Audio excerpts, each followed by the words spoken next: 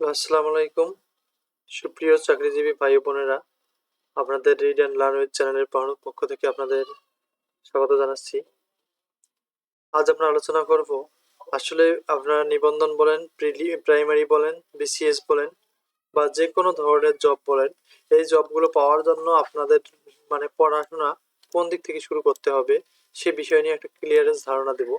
So চলুন শুরু করি সময় নষ্ট না করে। আজ আমরা আলোচনা করব আপনি সাপোজ একটা চতুর্থ শ্রেণীর একটা জবের প্রিপারেশন নেবেন, তার জন্য আপনাকে যতটুকু পড়তে হবে বিসিএস এর জন্য আপনার ততটুকু পড়তে হবে। অর্থাৎ আপনার বেসিকটা আগে ঠিক করতে হবে। আপনার যদি বেসিক ঠিক না থাকে তাহলে যে কোনো পরীক্ষা দিতে আপনি কিন্তু টেকবেন না। আপনি পিএসসি দেন, বিসিএস দেন, অথবা আপনি এনটিআরসি এর যে কোনো পদে পরীক্ষা দেন, আপনাকে আগে বেসিক ঠিক করতে হবে। আর বেসিক ঠিক করার জন্য আপনার যে বইগুলো এবং যে টপিকগুলো প্রয়োজন সেগুলো সম্পর্কে আমরা আলোচনা করব। আশা করি আপনারা অনেক উপকারিত হবেন। চলুন শুরু করি। যে কোনো ধরনের একটি সরকারি জব পেতে হলে প্রথমে আপনাদের কোন বই পড়তে হবে, এরপরে পূর্ণ প্রিপারেশনের জন্য কি করতে হবে। তারপরে আপনি প্রথম যে বইগুলো আপনাকে পড়তে হবে সে বইগুলো কোন ধরনের হতে হবে, কোন বইগুলো আসলে খুব ভালো এবং কোন বইগুলো পড়ে আপনারা একটা ভালো একটা প্রিপারেশন নিতে পারবেন সেগুলো নিয়ে আলোচনা করব। একটানা 4বার প্রিলি পাস করার অভিজ্ঞতা, অর্থাৎ নিবন্ধনে 4বার প্রিলি পাস করা, প্রাইমারিতে 2বার, অন্যান্য জবে আরো 4-5 বার প্রিলিতে টিকার অভিজ্ঞতা আপনাদের কাছে শেয়ার করবো। কোন পদ্ধতি অবলম্বন করে আমি প্রিলিতে উত্তীর্ণ হয়েছিলাম। 19তম শিক্ষক নিবন্ধন পরীক্ষা প্রিলিতে পাস করতে হলে কোন কোন বই পড়তে হবে, এরপর প্রাইমারির প্রিলিতে পাস করতে হলে কোন বই পড়তে হবে, বিসিএস প্রিলিতে পাস করতে হলে লাইক দিস এ ধরনের সরকারি জব রিলেটেড যে কোনো পরীক্ষা দিতে আপনার যে প্রিপারেশন নিতে হবে সেটি হচ্ছে কোন প্রশ্নগুলো রিভিশন করতে হবে, কোন পদ্ধতিতে পড়াশোনা করতে হবে, গণিত কোন প্রশ্নগুলো পড়তে হবে, ইংরেজি প্রস্তুতির জন্য কোন বই পড়তে হবে, সাধারণ জ্ঞান কোন টপিকগুলো পড়তে হবে, রিলেটেড টপিকগুলো আমরা আজ আলোচনা করব। প্রথমে আপনাকে যে কোনো একটি সিরিজের বই কিনতে হবে। MP3, প্রফেসর, ডাইজেস্ট এর যে কোনো একটা সিরিজের বই কিনতে পারেন। তার মানে এই তিনটে বই মোটামুটি ভালো। আপনি MP3 একটা সিরিজ কমপ্লিট করেন তাতে হবে, প্রফেসরের একটা সিরিজ কমপ্লিট করেন, জাস্ট এনাফ। ডাইজেস্ট হচ্ছে শর্টকাট, আমি আগে ডাইজেস্ট বলবো না, আগে আপনারা আমার যেটা মনে এবং আমি যা আমার ফ্রেন্ড সার্কেল এবং যারা বিসিএস ক্যাডার অলরেডি হয়েছে এবং প্রাইমারিতে জব করতেছে এদের তথ্য মতে এবং আমার তথ্য মতে আমি যে পেলাম তাতে দেখা যাচ্ছে যে MP3 যদি একটি সেট আপনি কমপ্লিট করেন তাহলে এটি আপনার জন্য বেস্ট। আপনি MP3 থেকে বাংলা, তারপরে দেখা যাচ্ছে সাধারণ জ্ঞান, বিজ্ঞান এই বইগুলো পড়তে পারেন। আর ডাইজেস্ট থেকে আপনি প্র্যাকটিস করতে পারেন। ইংরেজির জন্য মাস্টার বইটি আপনি চয়েস করতে পারেন, অথবা কম্পিটিটিভ এক্সাম বইটি আপনি কিনতে পারেন।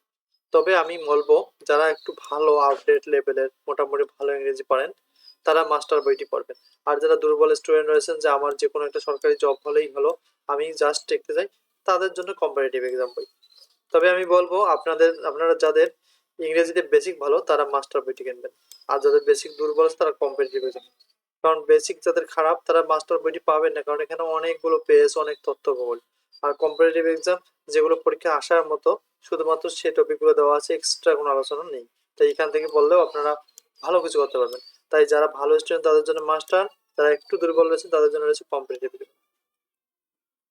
কিন্তু যারা ইংরেজিতে দুর্বল তারা কম্পিটিটিভ এক্সাম বইটি কিনতে পারেন। আপনারা প্রি পাস করার জন্য যে কোনো একটি সিরিজের গাইড কিনতে পারেন। এগুলো প্রথমবার একটু শেষ করার চেষ্টা করবেন, এরপরে আপনি জব সলিউশন গাইডটি কিনতে পারেন। অনেকজনে দেখি যে আগে দেখে যে জব সলিউশন থেকে মোটামুটি প্রশ্ন কমন পড়তেছে, ওরা ভাবতেছে আগে ওরা বেসিক লেভেল ঠিক করবে না, আগে ওরা মানে জব সলিউশন গাইড, যখন জব সলিউশন পড়তে যায় দেখা যায় সবগুলো আনকমন প্রশ্ন, কারণ ও তো আগে কোনো বই পড়েনি, এখানে পাবে। তাই আমি আপনাদের বলবো আপনারা আগে যে কোনো একটা সিরিজের গাইড কমপ্লিট করার চেষ্টা করুন। বাংলা, ইংলিশ, অঙ্ক, general knowledge, international knowledge plus science, এই বইগুলো আপনি যে কোনো একটি সিরিজের বই সেখান থেকে পড়ার পর আপনার যখন দেখবেন যে মোটামুটি একটা এক্সপিরিয়েন্স হলো, একটা পূর্ণ ধারণা আসলো বই সম্পর্কে, তখন আপনি জব সলিউশন গাইডটি কিনতে পারেন এবং সেখান থেকে একটু প্র্যাকটিস নিতে পারেন। তা জব সলিউশন গাইড নিলে ওখানে আপনি পাবেন বিভিন্ন চাকরির পরীক্ষায় আসা বিভিন্ন প্রশ্ন, যে প্রশ্নগুলো আপনাদের জন্য খুবই ইম্পর্টেন্ট এবং যেগুলো থেকে সচরাচর বিভিন্ন চাকরির পরীক্ষায় রিপিট হিসেবে আসে। তাহলে মূল বইয়ের পাশাপাশি এই গাইডটিতে নিজেকে প্র্যাকটিস করতে পারেন। আগে কখনো জব সলিউশন পড়বেন না, আগে আপনারা বোর্ড বই বা মূল বই যে কোনো একটা গাইড আপনি কমপ্লিট করেন, তারপরে আপনি জব সলিউশন গাইডটি পড়ার চেষ্টা করবেন। আশা করি আপনারা বুঝতে পারছেন। এরপরে আপনাদের যেটা প্রয়োজন, তবে আপনাদের প্র্যাকটিস করার জন্য বিসিএস নিবন্ধন প্রাইমারি রিপিট প্রশ্নগুলো এমনভাবে পড়তে হবে যেন অপশন ছাড়া উত্তর বলা যায়। যেমন ঢাকা কত সালে বাংলার রাজধানী হয়? 1610 সালে। এটা যেন অপশন ছাড়া আমরা যেন বলতে পারি, ঢাকা বাংলার রাজধানী 1610 সালে। এরকম করে পড়তে হবে উইদাউট অপশন। তবে এই যে বিসিএস যে কথাটা এখানে আছে, বিসিএস পরীক্ষা যে এখন 10 থেকে 40-45তম হয়ে গেছে অলরেডি। আপনি যে কোনো রিলেটেড জব পেতে হলে আপনার বিসিএস কোশ্চেনগুলো তছনছ করতে হবে এবং সেখানকার যে বর্ণনাগুলো ব্যাখ্যাগুলো আছে সেগুলো পড়লে সেখান থেকে সামনের বিসিএস এ প্রশ্ন পাওয়া সম্ভব। তাই আপনারা ব্যাখ্যা সহ বিসিএস প্রশ্নগুলো অবশ্যই ভালোভাবে পড়বেন। যে কোনো জব বলেন, আপনি প্রাইমারি বলেন, নিবন্ধন বলেন, আপনার মন্ত্রণালয়ের যে কোনো জব বলেন, এগুলো থেকে 60 থেকে 50% প্রশ্ন অবশ্যই কমন পাওয়া যায় বিসিএস প্রশ্ন থেকে। এরপর নিবন্ধন যে রিপিট প্রশ্ন আছে 10তম, 11তম, 12তম, 14, 15, 16, 17তম যে প্রশ্নগুলো এসেছে অলরেডি, ওই প্রশ্নগুলো আপনারা কালেক্ট করে সেখান থেকে রিভিশন করুন, ওই প্রশ্নগুলো আপনারা মনে রাখুন। এরপর প্রাইমারি রিপিট প্রশ্ন করুন। আপনি যদি লক্ষ্য করেন যে প্রাইমারির পরীক্ষাতেই প্রাইমারি রিপিট প্রশ্ন থেকে 40-50টি কমন থাকে এবং প্রাইমারি রিপিট প্রশ্ন, নিবন্ধন রিপিট প্রশ্ন এবং বিসিএস রিপিট প্রশ্ন, এই তিনটি প্রশ্ন আপনার যদি কালেক্ট করা থাকে এবং আপনার যদি অলরেডি ভালোভাবে রিভাইজ করা থাকে, আপনি দেখবেন যে কোনো চাকরির পরীক্ষায় আপনি 80 থেকে 90 মার্কস অবশ্যই এখান থেকে কমন পাবেন এবং 10-5 মার্ক আপনারা রিসেন্ট যে তথ্যগুলো সেখান থেকে থাকে। তা আশা করি বুঝেছেন। আপনারা এভাবে একটা প্রিপারেশন নেন, দেখবেন আপনাদের সফলতা নিশ্চিত আসবে।